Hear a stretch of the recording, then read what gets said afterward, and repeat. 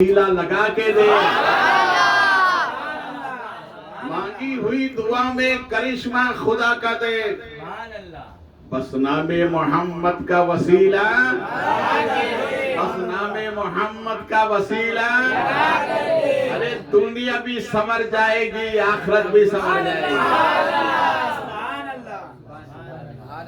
ہمارے نبی صلی اللہ علیہ وسلم کا ارشاد ہمایوں ہے، دعا عبادت کا مغز ہے، دعا عبادت کی جان ہے، دعا عبادت کی چاشنی ہے، اس لیے دل سے مانگا کرو۔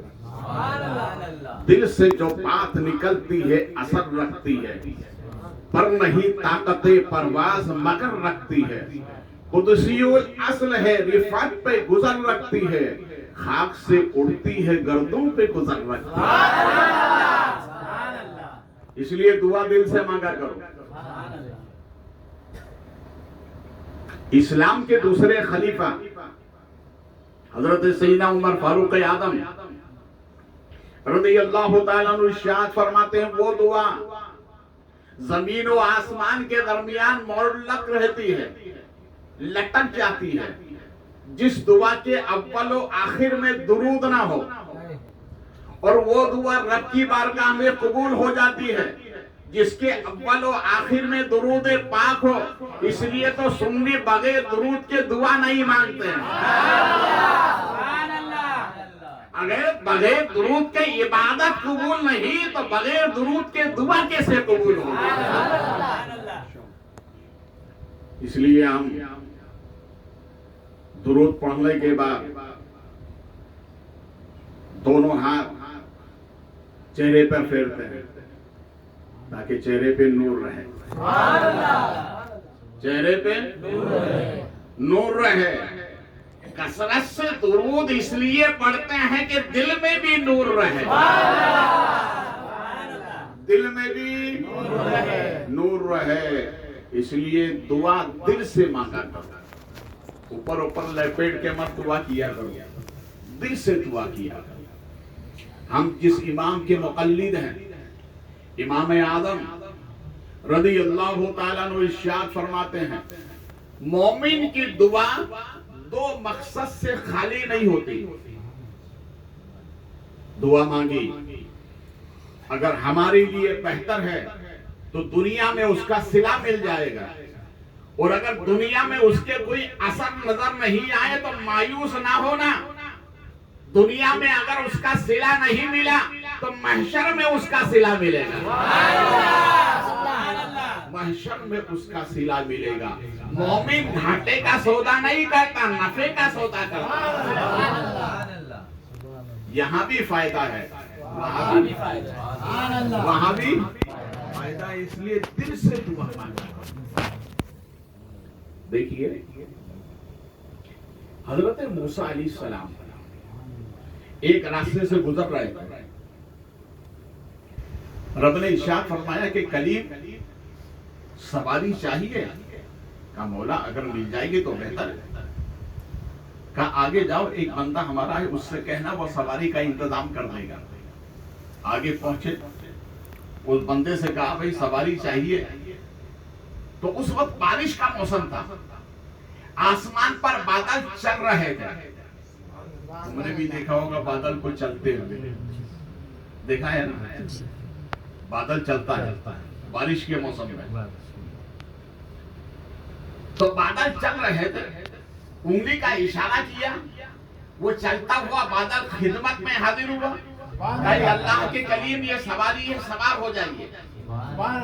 حضرت موسیٰ علیہ السلام اس پر سوار ہو کر آگے نکلے، جانب آسمان دیکھ کر کہا میرے مولا اس بندے کو بھی تو نے بڑی شان عطا فرمائی۔ اس کا مطلب یہ مت سمجھیے کہ نبی کو معلوم نہیں تھا، نبی کہتے ہی اسے ہے جسے سب معلوم ہے۔ یہ ہمارے اور آپ کی عبرت کے لیے ہے۔ کہا مولا اس بندے کو تو نے بڑی شان عطا فرمائی ہے، تو رب نے ارشاد فرمایا کلیم میرا یہ بندہ اپنے ماں باپ کی بڑی دعائیں لیا کرتا ہے، اپنے باپ کی اپنے ماں باپ کی، بولو محبت سے، اپنے ماں باپ کی دعائیں لیا کرتا ہے۔ گھر سے نکلو ماں باپ کی دعا لے کر نکلو، گھر سے نکلو بغیر ماں باپ کی اجازت کے مت جایا کرو۔ ماں باپ کہیں جاؤ اللہ حافظ تو راستے میں برکت ہی برکت ہے، دکان میں رہو گے تو برکت، مکان میں رہو گے تو برکت، اس لیے کہ ماں باپ کی خوشی میں اللہ رسول کی خوشی ہے، اللہ رسول کی خوشی ہے۔ دیکھو اللہ نے ماں باپ کو کتنا بڑا مقام عطا فرمایا۔ ایک اللہ والے نے وصیت فرمائی اپنے مریدوں سے، سنو میرے انتقال کے بعد مجھے جنت میں دفن کرنا۔ کہاں دفن کرنا؟ جنت میں۔ ان کا وصال ہو گیا، مریدوں نے کفن دفن کا اہتمام کیا، جنازہ تیار ہو گیا۔ اب آپس میں مشورہ کرنے لگے کہ جنت کہاں ہے جہاں دفن کریں۔ بڑے حیران، جنت ہو تو دفن کریں، بھئی جنت کہاں ہے؟ اسی درمیان ایک اللہ والے آ گئے، بولو محبت سے۔ دیکھیے اللہ جب بندے سے راضی ہوتا ہے تو یا اس بندے کو کسی نیک کے قریب کر دیتا ہے، اور اگر وہ بندہ نیکوں کے قریب نہ ہو پائے تو کسی نیک بندے کو اس کے قریب کر دیتا ہے۔ اللہ جب اس بندے سے راضی ہوتا ہے، وہ اللہ والے آئے، مریدوں سے پوچھا کیا بات ہے؟ کہا یہ مسئلہ ہے، ہمارے پیر صاحب کا انتقال ہو گیا اور انہوں نے وصیت فرمائی تھی انتقال سے پہلے کہ مجھے جنت میں دفن کرنا۔ اب ہم اس خیال میں ہیں کہ زمین پر اور جنتی دروازہ تو ضرور دیکھا ہے اجمیر میں، جنت وہاں دروازہ یہاں۔ خواجہ نے فرمایا نادان اس دروازے سے گزر کے دیکھ، یہاں آئے گا تو وہاں جنت ملے گی، یہاں آئے گا تو وہاں۔ ایک ڈھلمل نہ ادھر کا نہ ادھر کا۔ یقین کی 3 قسمیں ہیں۔ کتنی قسمیں؟ 3۔ حق الیقین، عین الیقین، علم الیقین، مگر اب چوتھی قسم پیدا ہو گئی ہے، ڈھلمل یقین۔ کون سی قسم؟ ڈھلمل یقین، ہوگا کہ نہیں ہوگا، ہوگا کہ نہیں ہوگا۔ اسی ڈھلمل نے معاشرے کو خراب کر دیا ہے، ماحول کو خراب کر دیا ہے۔ عقیدہ پختہ رکھو، ایمان و عقیدہ سلامت رہے گا، اس لیے کہ عقیدہ بنیاد ہے، عقیدہ ہے تو عمل ہے، عقیدہ نہیں تو عمل نہیں۔ تو جنتی دروازہ تو دیکھا ہے خواجہ کے یہاں، وہ ایک ڈھلمل خواجہ کے یہاں چلا گیا۔ یہ بھی دیکھنے کے لیے جاتے ہیں کہ خواجہ کے یہاں کیا ہوتا ہے، لینے نہیں جاتے، دیکھنے جاتے ہیں، اور جو لینے جاتے ہیں میرے خواجہ اسے ضرور دیتے ہیں، میرے خواجہ اسے ضرور دیتے ہیں، اس لیے کہ خواجہ ہندوستان خود نہیں آئے ہیں، نبی نے بھیجا ہے تو آئے ہیں۔ اس لیے ہم خواجہ کو نہیں دیکھتے، بھیجنے والے نبی کو دیکھتے ہیں، اور خواجہ کی بارگاہ میں اس لیے جاتے ہیں کہ ہمیں جو کچھ ملے گا درے نبی کا صدقہ ملے گا۔ تو دروازہ یہاں، جنت وہاں۔ اسی جنتی دروازے سے ایک اللہ والے کو نکلتے دیکھا، مسجد شاہجہانی میں جا کے بیٹھے تو یہ قریب ہو گیا اور بدن سونگنے لگا۔ کہا حضرت کہاں سے آئے؟ کہا جنتی دروازے سے ابھی گزر کر آ رہا۔ کہا اس لیے تو سونگ رہا ہوں کہ نبی نے فرمایا کہ جو جنتی ہوگا اس کے بدن سے خوشبو آئے گی، مگر آپ کے بدن سے تو خوشبو نہیں آ رہی ہے۔ تو اس اللہ والے نے پلٹ کر جواب دیا، نادان آدھی حدیث کیوں پڑھتا ہے، پوری پڑھ۔ ہمارے نبی نے یہ بھی فرمایا جنت کی خوشبو اسی کو آئے گی جو مومن ہوگا، منافق کو نہیں آتی۔ مومن ہوگا اسے، منافق کو نہیں آتی۔ جو دل میں کچھ، زبان پر کچھ، شریعت کی زبان میں اسے منافق کہتے ہیں، شریعت کی زبان میں اسے منافق کہتے ہیں۔ تو دروازہ یہاں ہے، جنت وہاں ہے۔ تو اس اللہ والے نے فرمایا اچھا انہوں نے وصیت فرمائی کہ جنت میں دفن کرنا، کہا جی ہاں۔ تو آپ نے فرمایا کہ جاؤ ان کو لے جا کر ان کے ماں باپ کے قدموں میں دفن کر دو، ان کے لیے وہی جنت ہے، ان کے لیے وہی جنت ہے۔ جنت اور غیر کے قدموں میں، ماں باپ اللہ نہیں غیر اللہ، اور اللہ کو غیر اللہ اتنے پسند کہ قدموں میں جنت رکھ دی۔ تو رب نے ذہن دے دیا میرے بندوں، ارے یہ غیر اللہ اتنے محبوب ہیں تو اللہ کے محبوب کتنے محبوب ہیں، اللہ کے محبوب کتنے محبوب ہیں۔ اس لیے ماں باپ کی دعا بولو نا یار۔ حضرت موسیٰ علیہ السلام کوہ طور پر رب سے ہم کلام کرنے کے لیے جاتے تھے، کلیم اللہ، اللہ سے کلام کرنا جاتا ہے۔ آپ کی والدہ کا انتقال ہو گیا، تو حضرت موسیٰ علیہ السلام جب کوہ طور پر جانے لگے تو رب نے ارشاد فرمایا کلیم سنبھل کر آؤ۔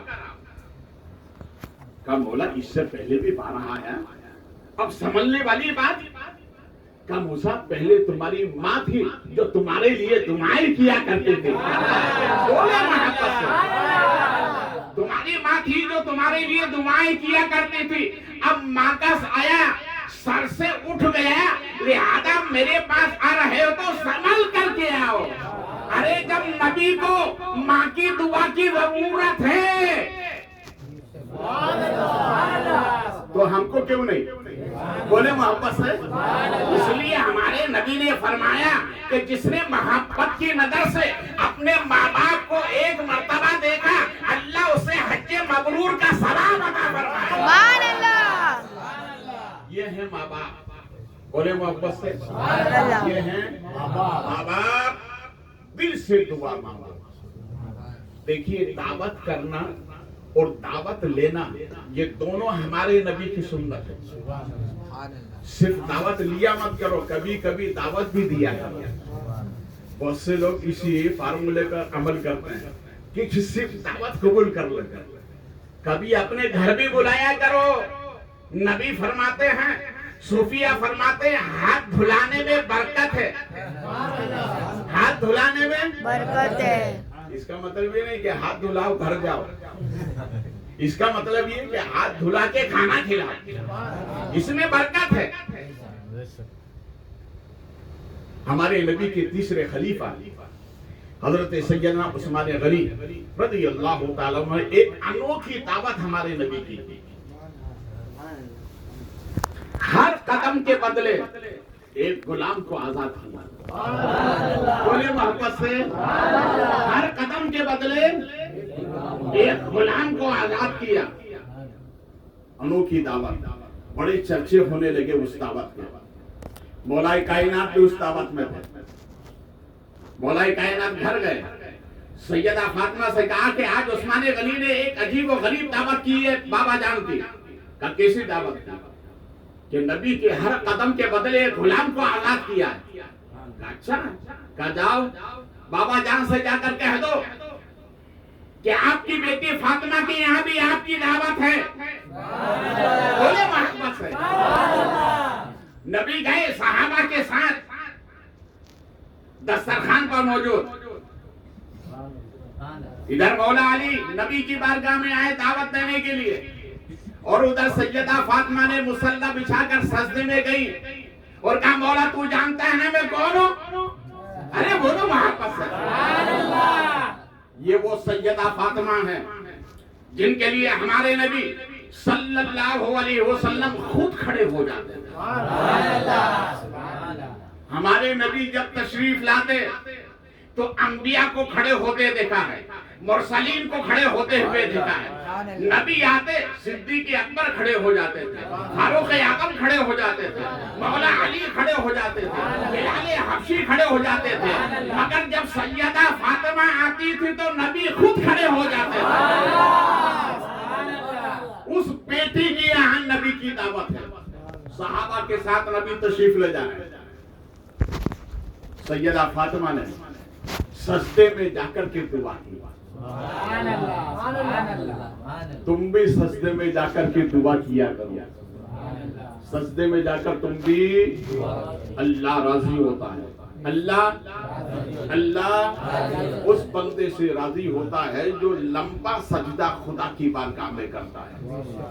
ایک مرتبہ حسنین کریمین کی کسی بات میں تکرار ہو گئی.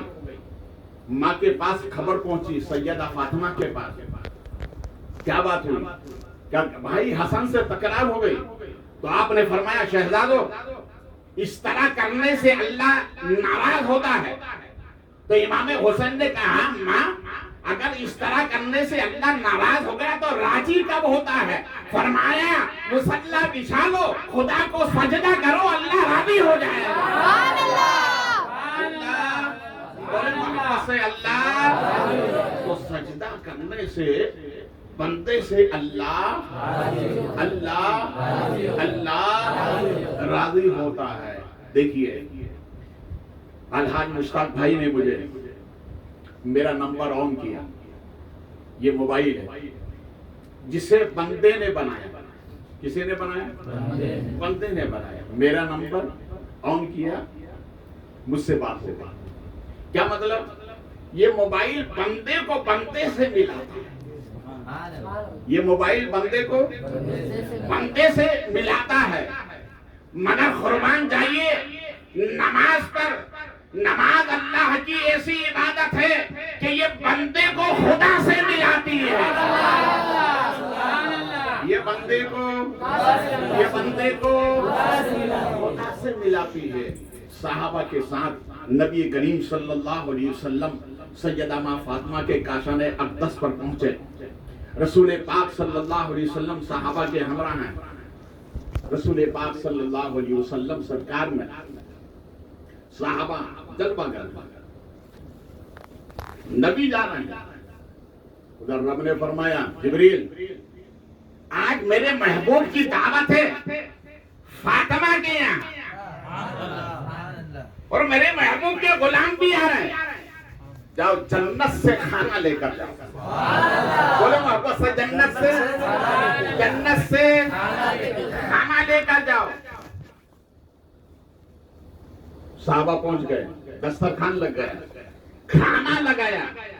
اب ظاہر بات ہے جنتی کھانا اور جنتی لوگ کھا رہے ہیں. جنتی کھانا جنتی لوگ کھا رہے ہیں. تو کھانے لگے تو چھوم کر, مسرور ہو کر, بہت اچھا کھانا ہے. اور ظاہر بات ہے کہ اچھا کھانا جب آدمی کو مل جائے تو وہ ضرورت سے زیادہ کھاتا ہے. تو انہوں نے جنتی کھانا کتنا کھایا ہوگا. صحابہ جھوم کے کھا رہے ہیں. نبی نے بشارت عطا فرمائی, میرے غلاموں, عثمان غنی کے یہاں پر جو کھانا کھایا تھا وہ کھانا بھی جنتی ہے, اور یہ جو کھا رہے ہو یہ کھانا بھی جنتی ہے. فرق اتنا ہے کہ وہاں عثمان غنی نے بنایا تھا, یا یہاں جبریل خود جنت سے لے کر آئے خود جنت سے لے کر آئے ہیں. مگر دعا ہے سیدہ فاطمہ کی.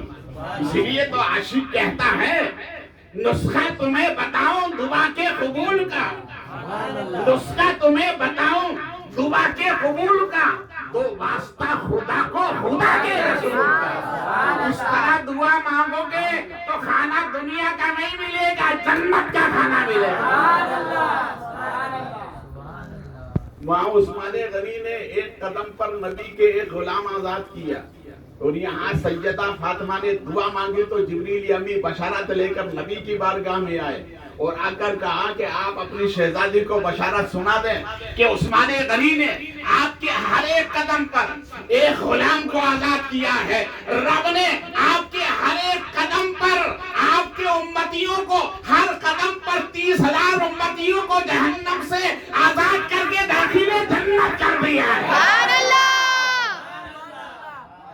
یہ ہے دعا، بولے محبت سے، یہ ہے وہ اللہ نے 30,000 ہر قدم کے بدلے 30,000 جہنمیوں کو جہنم سے نکال کر داخل جنت کیا سیدہ ماں فاطمہ کی دعا پر، اس لیے کہ انہیں معلوم تھا کہ میرے بابا جان کو اپنی گناہگار امت سے بڑی محبت ہے، اس لیے کسی عاشق نے کہا ہے یہاں کی فکر وہاں کا خیال رکھا ہے، اکیلے دو جہاں کو سامان رکھا ہے، جہاں پہنچ کر نہ رہے کسی کا خیال، یا نبی وہاں بھی تم نے ہمارا خیال رکھا ہے، خیال رکھنا آخری سفر کا بھی، کیونکہ تم نے ہمیشہ ہمارا خیال رکھا ہے۔